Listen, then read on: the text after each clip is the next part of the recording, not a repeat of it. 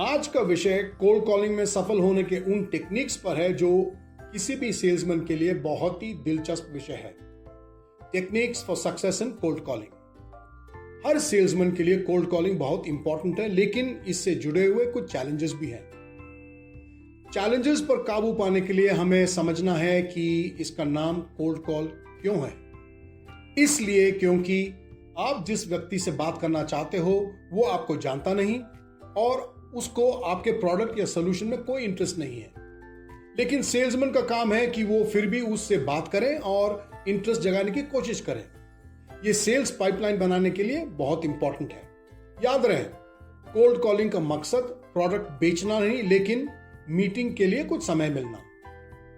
तो cold calling में सफलता पाने के लिए हमें क्या करना चाहिए, इस वीडियो में इन विषयों पर डिस्कस करेंगे। पहले हमें यह मान लेना है कि कोल्ड कॉलिंग सेल्स का एक अहम हिस्सा है। इसको अवॉइड नहीं कर सकते। मैं इसलिए कह रहा हूं क्योंकि किसी भी सेल्समैन को कोल्ड कॉलिंग से ज्यादा लगाव नहीं है।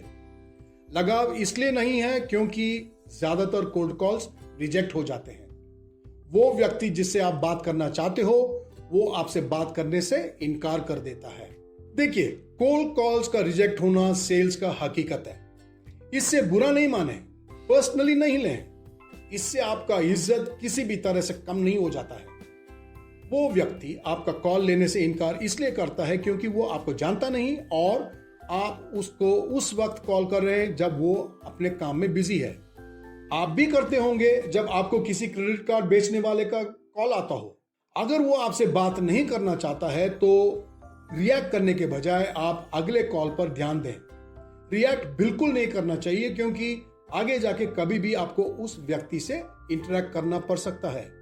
तो जरूरी है कि आप इस रिजेक्शन के हकीकत को एक्सेप्ट कर लें। सही या क्वालिफाइड प्रोस्पेक्ट से बात करेंगे तो भी ये रिजेक्शन कम हो सकता है। इसके लिए आपको उन प्रोस्पेक्ट्स को ढूंढ निकालना है जिनका कुछ ना कुछ प्रॉब्लम है या हो सकता है और उनको आपके प्रोडक्ट से खास फायदे भी मिल सकते हैं।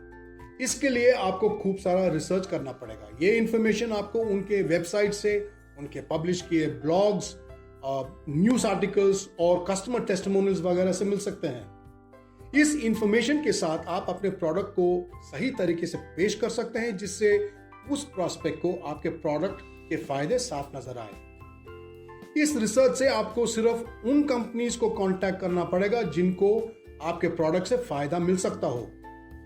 इस तरीके को अपनाने के दो फायदे हैं। एक, प्रोडक्ट पेश करने के लिए मीटिंग मिलने के चांसेस काफी हाई हैं और आपका कोल्ड कॉल रिजेक्ट होने का एक्सपीरियंस जो है वो उतना बुरा नहीं होगा। कॉल करने से पहले आपके प्रोडक्ट या सर्विस के बारे में जानकारी देना जरूरी है। अगर उसके पास आपके प्रोडक्ट के बारे में कुछ जानकारी हो तो वो आपसे बात करने से इनकार करने के चांसेस कम है। ये इंफॉर्मेशन आप व्हाट्सएप या लिंक्डइन या ईमेल वगैरह के थ्रू शेयर कर सकते हैं। कुछ अवेयरनेस क्रिएट करना जरूरी है ताकि जब आप कॉल करेंगे तो उसको कुछ याद आए और आपके प्रोडक्ट के बारे में कुछ और इंफॉर्मेशन पाने के लिए मीटिंग के लिए भी राजी हो जाए। कोल्ड कॉल का रिजेक्शन कम करने के लिए ये एक और तरीका है। सबसे इंपॉर्टेंट है कोल्ड कॉल का इंट्रोडक्शन। आप अपने आप को इंट्रोड्यूस कैसे करेंगे? याद रहे, आप उसको काम के बीच डिस्टर्ब कर रहे हैं तो आपको क्या बोलना चाहिए जिसको वो पहले सुने और फिर आपको कुछ और समय भी दे।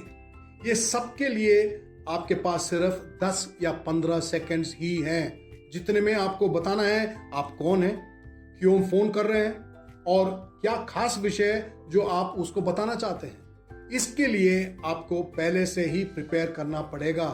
सिर्फ फोन उठा के ये सब करने की कोशिश करेंगे तो कुछ भी नहीं होगा और वो कॉल रिजेक्ट कर देगा।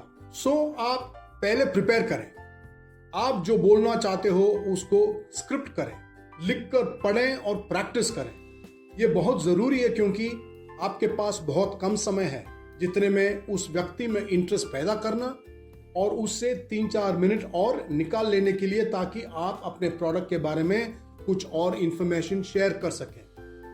अगर आप ऐसा पहले से ही प्रिपेयर करेंगे तो जो आप बोलना चाहते हो, शेयर करना चाहते हो, वो सब सही तरीके से कम्युनिकेट हो पाएगा और उस व्यक्ति को भी आपकी बात ठीक से समझ में आएगा और आपको कुछ और समय देने से उसको प्रॉब्लम नहीं होना चाहिए। इसी तरह आप हर कोल्ड कॉल के लिए एक प्लान और स्क्रिप्ट बनाएं ताकि आपके रिजेक्ट होने के चांसेस कम हो जाएं और ज्यादा से ज्यादा मीटिंग्स फिक्स हो जाएं। उम्मीद करता हूं कि आपको इस वीडियो से कुछ जानकारी मिल गया होगा कि आप अपने सेल्स पाइपलाइन को मजबूत और प्रेडिक्टेबल कैसे बना सकते हैं। मैं ऐसे ही सेल्स, मार्केटिंग और बिजनेस प्रैक्टिसेस के वीडियोस शेयर करता रहूंगा और इनको देखने के लिए मेरे चैनल को सब्सक्राइब करें और नोटिफिकेशंस के लिए बेल बटन दबाएं। इस वीडियो को देखने के लिए बहुत धन्यवाद।